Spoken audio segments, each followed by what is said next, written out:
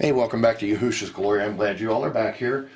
I just wanted to mention the P.O. Box. If you have any questions as far as wanted a private message, any kind of blessings, any kind of special prayer requests, go ahead and look for that. And I also wanted to mention that I noticed that we're getting a lot more subscribers, and also that there are a couple of comments, private messages. I want to thank you all. I tried to message back to every one of you and let you know that I appreciate that. I think it's nice to see the activity going on. Remember, if you're listening to the Jasher, don't forget to go back and listen to Enoch if you can. And so anyway, I'm going to get right to it. Last time we were doing some battle. Now we're on page 373 in Jasher in the Sefer. It's going to be chapter 39, page 373. And when the sons of Jacob went away from the city of Sarton, they had gone about 200 cubits when they met the inhabitants of Tapneck coming toward them, for they went out to fight with them, because they had smitten the king of Tapneck and all his men. So all that remained in the city of Tapneck came out to fight with the sons of Jacob, and they thought to retake from them the booty and the spoil, which they had captured from Jasher and Sarton. And the rest of the men of Tapneck fought with the sons of Jacob in that place, and the sons of Jacob smote them, and they fled before them, and they pursued them to the city of Arbelon, and they all fell before the sons of Jacob. And the sons of Jacob returned and came to Tapneck to take away the spoil of Tapneck. And when they came to Tapneck, they heard that the people of Arbelon had gone out to meet them to save the spoil of their brethren. And the sons of Jacob left 10 of their men in Tapneck to plunder the city, and they went out toward the people of Arbelon. And the men of Arbelon went out with their women to fight with the sons of Jacob, for their women were experienced in battle. And they went out about 400 men and women. And all the sons of Jacob shouted with a loud voice, and they all ran toward the inhabitants of Arbelon, and with a great and tremendous voice. And the inhabitants of Arbelon heard the noise of the shouting of the sons of Jacob, and their roaring like the noise of lions, and like the roaring of the sea and its waves. And fear and terror possessed their hearts on account of the sons of Jacob, and they were terribly afraid of them, and they retreated and fled before them into the city. And the sons of Jacob pursued them to the gate of the city, and they came upon them in the city. And the sons of Jacob fought with them in the city. And all their women were engaged in slinging against the sons of Jacob, and the combat was very severe amongst them the whole of that day till evening. And the sons of Jacob could not prevail over them, and the sons of Jacob had almost perished in that battle. And the sons of Jacob cried unto Yehusha, and greatly gained strength toward evening. And the sons of Jacob smote all the inhabitants of Arbelon by the edge of the sword, men, women, and little ones, and also the remainder of the people who had fled from Sarton. The sons of Jacob smote them in Arbelon, and the sons of Jacob did unto Arbelon and Tapneck, as they had done to Jasher and Sarton. And when the women saw that all the men were dead, they went upon the roofs of the city and smote the sons of Jacob by showering down stones like rain. And the sons of Jacob hastened, and came into the city, and seized all the women, and smote them with the edge of the sword. And the sons of Jacob captured all the spoil and booty, flocks and herds and cattle. And the sons of Jacob did unto Machnima, as they had done to Tapneck, to Jasher, and to Shiloh. And they turned from there and went away. And on the 5th day, the sons of Jacob heard that the people of Gaash had gathered against them to battle, because they had slain their king and their captains, for there had been 14 captains in the city of Gaash, and the sons of Jacob had slain them all in the first battle. And the sons of Jacob that day girt on their weapons of war, and they marched to battle against the inhabitants of Gaash. And in Gaash there was a strong and mighty people of the Amorim. And Gaash was the strongest and best fortified city of all the cities of the Amorim, and it had 3 walls. And the sons of Jacob came to Gaash, and they found the gates of the city locked, and about 500 men standing at the top of the outermost wall, and a people numerous as the sand upon the seashore were in ambush for the sons of Jacob from without the city at the rear thereof. And the sons of Jacob approached to open the gates of the city, and while they were drawing nigh, behold, those who were in ambush at the rear of the city came forth from their places and surrounded the sons of Jacob. And the sons of Jacob were enclosed between the people of Gaash, and the battle was both to their front and rear, and all the men that were upon the wall were casting from the wall upon them arrows and stones. And Yehusha, seeing that the men of Gaash were getting too heavy for them, gave a most piercing and tremendous shriek. And all the men of Gaash were terrified at the voice of Yehusha's cry, and men fell from the wall at his powerful shriek, and all those that were from without and within the city were greatly afraid of their lives. And the sons of Jacob still came nigh to break the doors of the city, when the men of Gaash threw stones and arrows upon them from the top of the wall, and made them flee from the gate. And the sons of Jacob returned against the men of Gaash, who were with them from without the city, and they smote them terribly, as striking against gourds, and they could not stand against the sons of Jacob, for fright and terror had seized them at the shriek of Yehusha.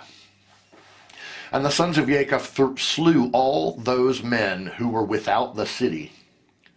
And the sons of Jacob still drew nigh to effect an entrance into the city, and to fight under the city walls. But they could not, for all the inhabitants of Gaash who remained in the city had surrounded the walls of Gaash in every direction, so that the sons of Jacob were unable to approach the city to fight with them. And the sons of Jacob came nigh to one corner to fight under the wall, the inhabitants of Gaash, threw arrows and stones upon them like showers of rain, and they fled from under the wall.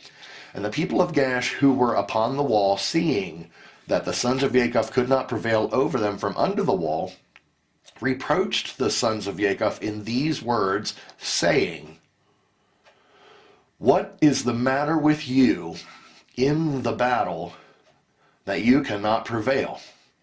Can you then do unto the mighty city of Gaash and its inhabitants as you did to the cities of the Emorym that were not so powerful? Surely to those weak ones amongst us you did those things, and slew them in the entrance of the city, for they had no strength when they were terrified at the sound of your shouting. And will you now then be able to fight in this place? Surely here you will all die, and we will avenge the cause of those cities that you have laid waste. And the inhabitants of Gaash greatly reproached the sons of Jacob, and reviled them with their Elohim, and continued to cast arrows and stones upon them from the wall. And Yehusha and his brothers heard the words of the inhabitants of Gaash, and their anger was greatly roused. And Yehusha was jealous of his Elohim in this matter, and he called out and said, O Yahuwah, help! Send help to us and our brothers. And he ran at a distance with all his might, with his drawn sword in his hand, and he sprang from the earth, and by dint of his strength mounted the wall, and his sword fell from his hand. And Yehusha shouted upon the wall, and all the men that were upon the wall were terrified, and some of them fell from the wall into the city and died. And those who were yet upon the wall, when they saw Yehusha's strength, they were greatly afraid, and fled for their lives into the city for safety. And some were emboldened to fight with Yehusha upon the wall, and they came nigh to stay with him, when they saw there was no sword in Yehusha's hand, and they thought of casting him from the wall to his brothers. And 20 men of the city came up to assist them, and they surrounded Yehusha, and they all shouted over him and approached him with drawn swords, and they terrified Yehusha. And Yehusha cried out to his brothers from the wall, and Jacob and his sons drew the bow from under the wall and smote 3 of the men that were upon the top of the wall. And Yehusha continued to cry, and he exclaimed, O Yahuwah, help us. O Yahuwah, deliver us. And he cried out with a loud voice upon the wall, and the cry was heard at a great distance. And after this cry, he again repeated to shout. And all the men who surrounded Yehusha on the top of the wall were terrified, and they each threw his sword from his hand at the sound of Yehusha shouting and his tremor, and fled. And Yehusha took the swords which had fallen from their hands, and Yehusha fought with them, and slew 20 of their men upon the wall. And about 8 men and women still ascended the wall from the city, and they all surrounded Yehusha. And Yahuwah impressed the fear of Yehusha in their hearts. And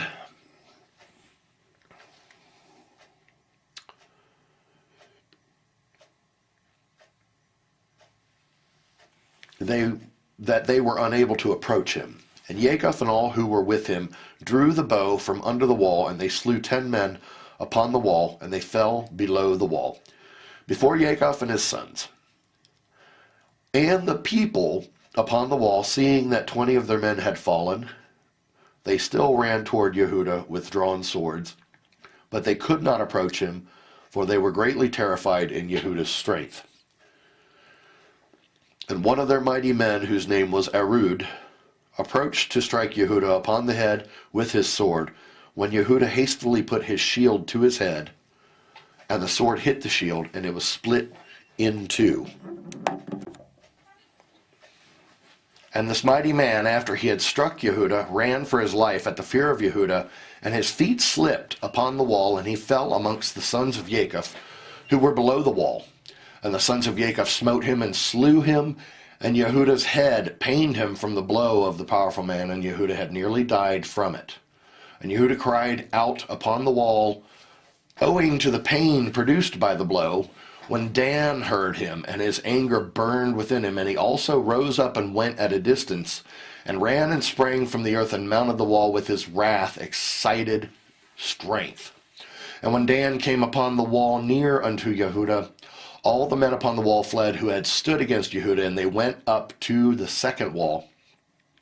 And they threw arrows and stones upon Dan and Yehusha from the second wall, and endeavored to drive them from the wall. And the arrows and stones struck Dan and Yehusha, and they had nearly been killed upon the wall.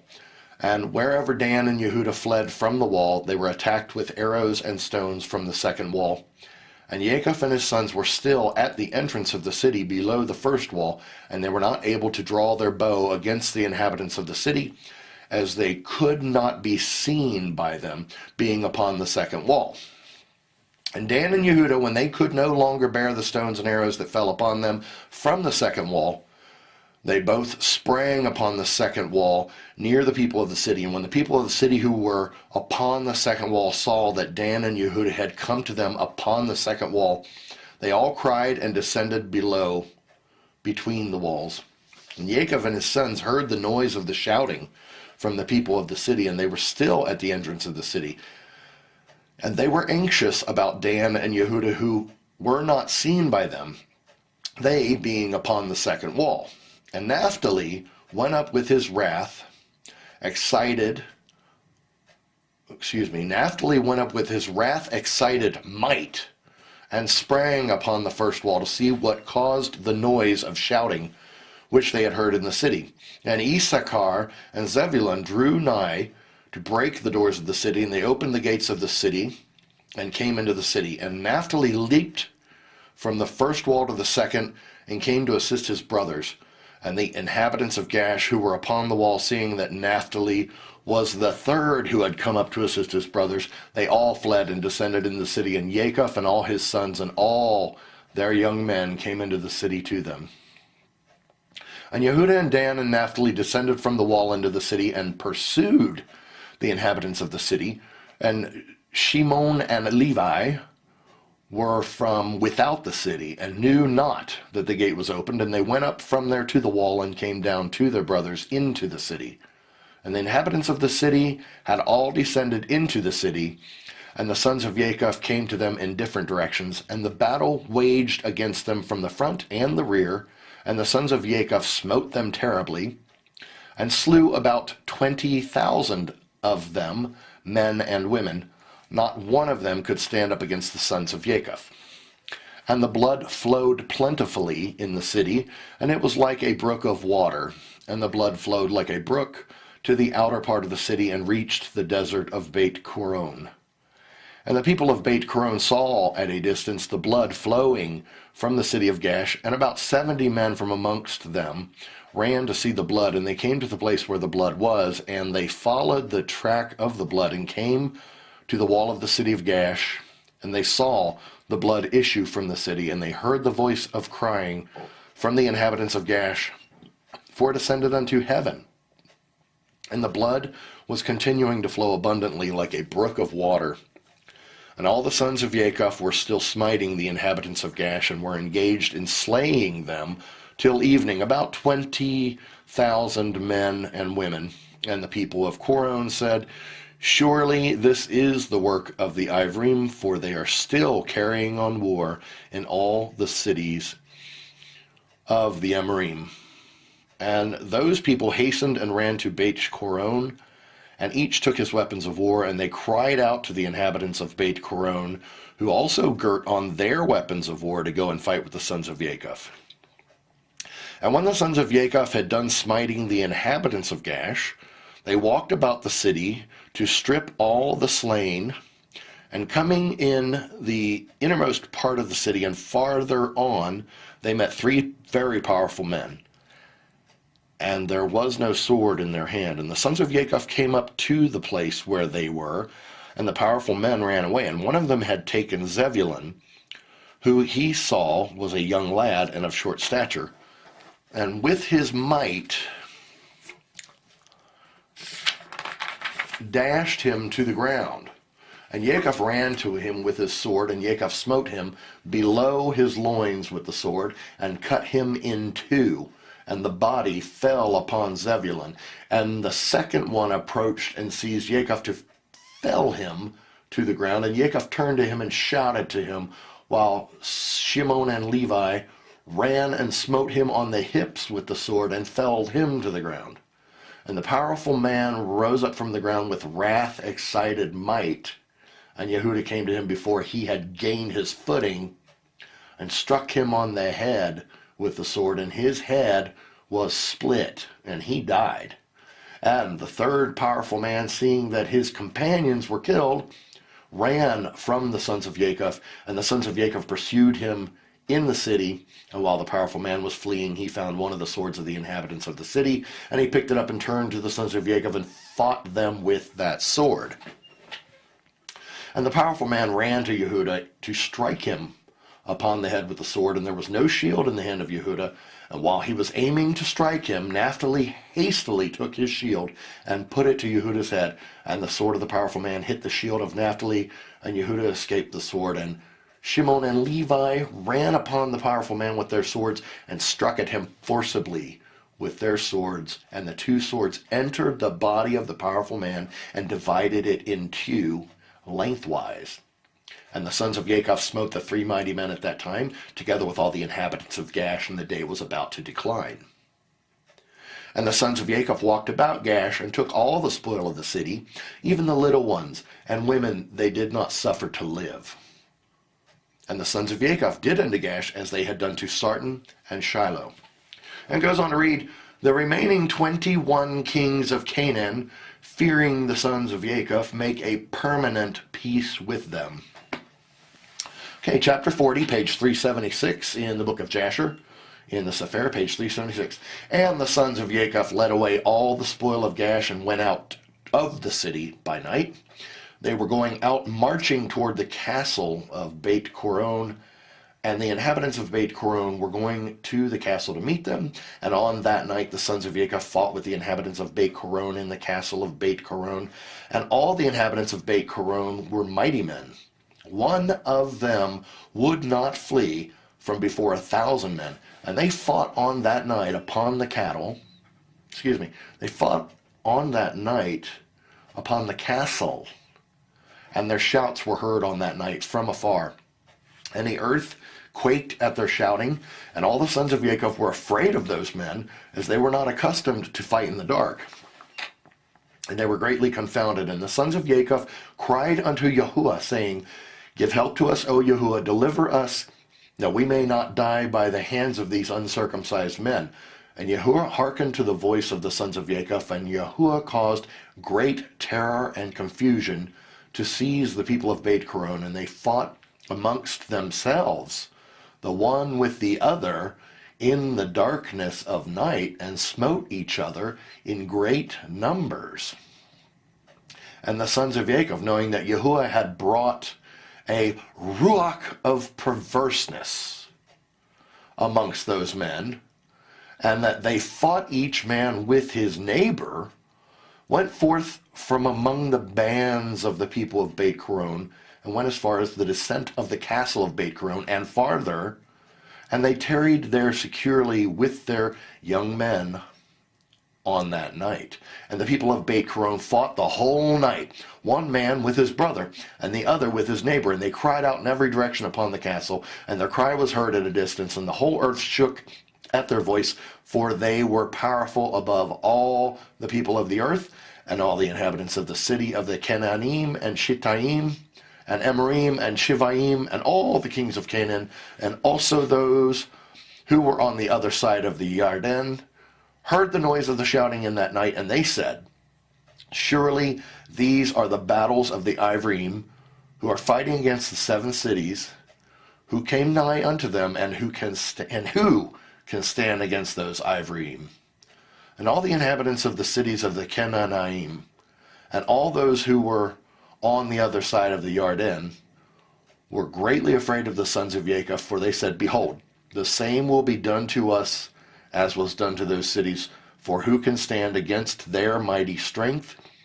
And the cries of the Coronaim were very great on that night, and continued to increase, and they smote each other till morning, and numbers of them were killed.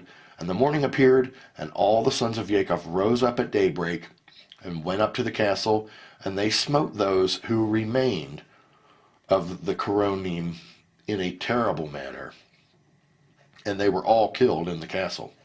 And the 6th day appeared, and all the inhabitants of Canaan saw at a distance all the people of Beth-horon lying dead in the castle of Beth-horon, and strewed about as the carcasses of lambs and goats. And the sons of Jacob led all the spoil which they had captured from Gaash, and went to Beth-horon, and they found the city full of people like the sand of the sea, and they fought with them. And the sons of Jacob smote them there till evening time. And the sons of Jacob did unto Beth-horon as they had done to Gaash and Tapneck, and as they had done to Jasher, and to Sartan, and to Shiloh. And the sons of Jacob took with them the spoil of Beth-horon, and all the spoil of the cities. And on that day they went home to Shechem. And the sons of Jacob came home to the city of Shechem, and they remained without the city. And they then rested there from the war, and tarried there all night. And all their servants, together with all the spoil that they had taken from the cities, they left without the city.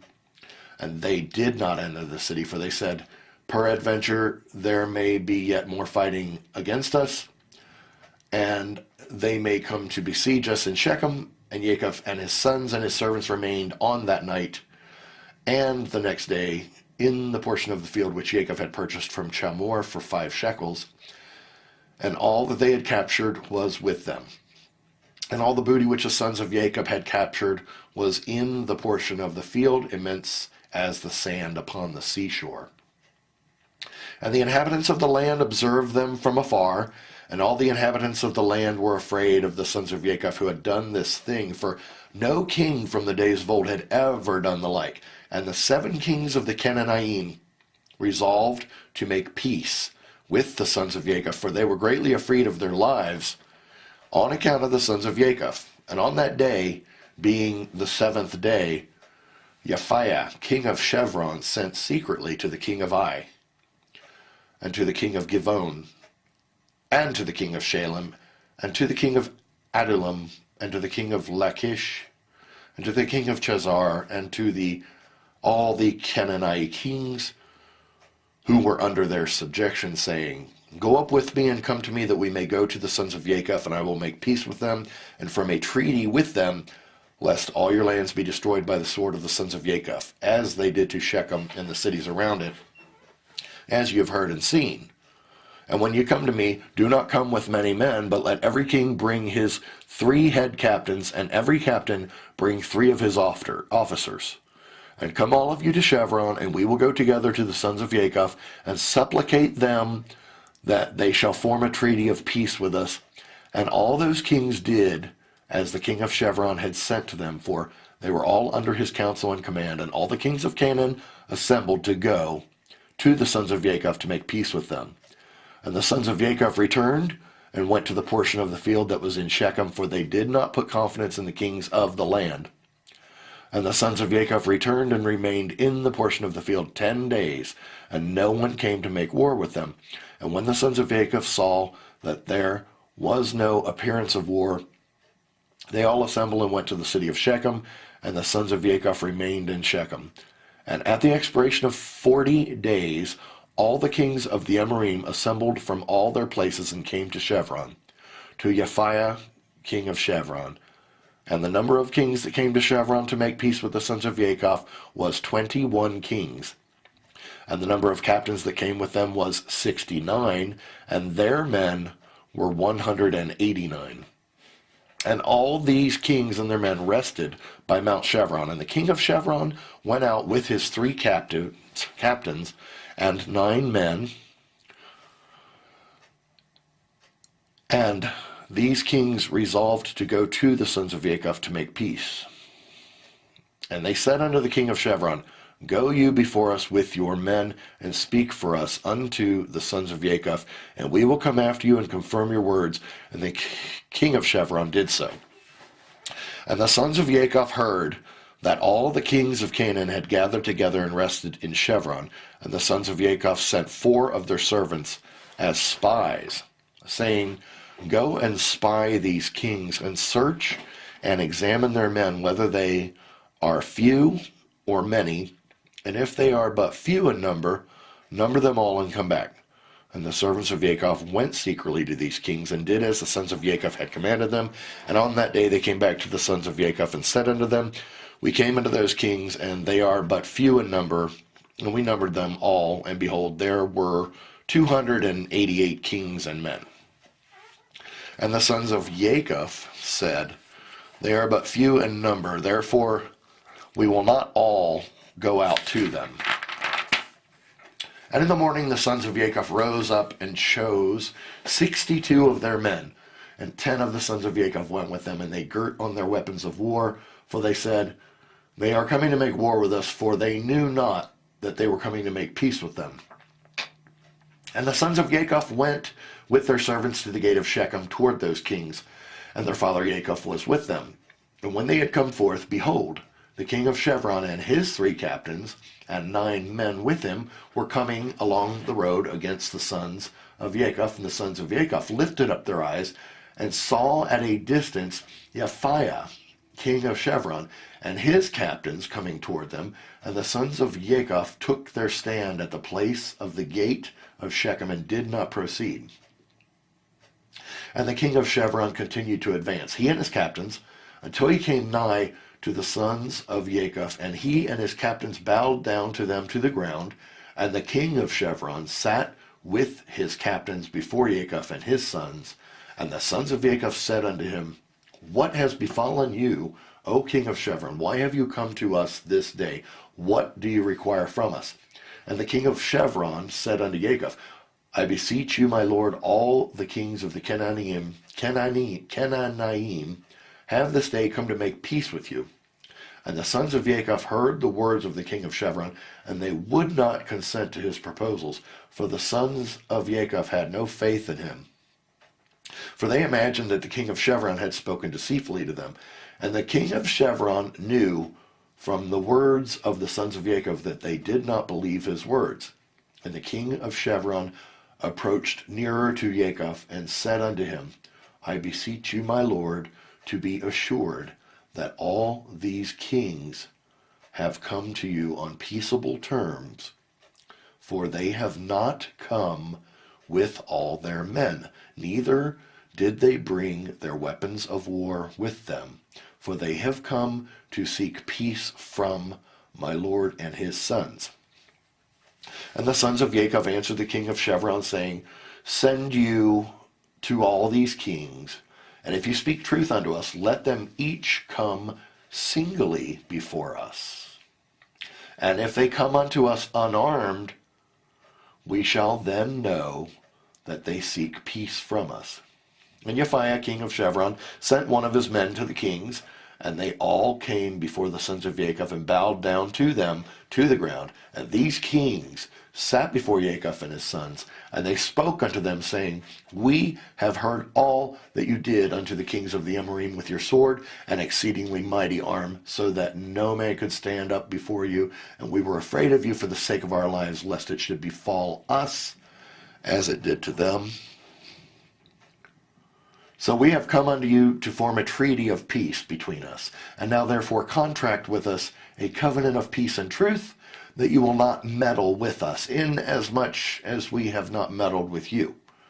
And the sons of Jacob knew that they had really come to seek peace from them. And the sons of Jacob listened to them and formed a covenant with them. And the sons of Jacob swore unto them that they would not meddle with them. And all the kings of Canaanite swore alone also to them. And the sons of Jacob made them tributary from that day forward. And after this, all the captains of the kings came with their men before Jacob, with presents in their hands for Jacob and his sons, and they bowed down to him to the ground. And these kings then urged the sons of Jacob, and begged of them to return all the spoil they had captured from the 7 cities of the Amorim. And the sons of Jacob did so. And they returned all they had captured, the women, the little ones, the cattle, and all the spoil which they had taken. And they sent them off, and they went away, each to his city. And all these kings again bowed down to the sons of Jacob. And they sent or brought them many gifts in those days. And the sons of Jacob sent off those kings and their men, and they went peaceably away from them to their cities. And the sons of Jacob also returned to their home, to Shechem. And there was peace from that day forward between the sons of Jacob and the kings of the Canaanite, until the children of Israel came to inherit the land of Canaan. Okay, it goes on to say in the future here, we've got Joseph, the son of Jacob, dreams of his future exaltation over his brethren. Being his father's favorite, his brethren become jealous. Joseph is sent to visit his brethren. They conspire against him, and at the suggestion of Reuben, place him in a pit. So we've got an interesting story coming up next in chapter 41. Okay, I'm going to cut it short now. I want to thank you very much for listening. Father, Yahuwah, watch over us, guide us, make us stay on your path. Don't let us veer right or left. We love you. We bow down, face down to you, and pray to you only in your Son Yehusha's name. Father, bless all of us. Watch over us. Make us strong. Smite our enemies. Heal the hearts of our enemies so they have no hate toward us. We ask all this in Yehusha's name. Amen. If you have any prayer requests, use the P.O. box. Any blessings you want to send, go ahead and send to the P.O. box. Come back soon. I'm going to try to put together another video really fast. Chapter 41 next time on page 378 in Jasher in the Sefer. Thank you so much for subscribing. Share this with other people. I noticed that the subscriptions are really raising up really fast. I think that's super, super great. I'm excited to see all of the new faces on here. Talk to you later. Yehusha's glory.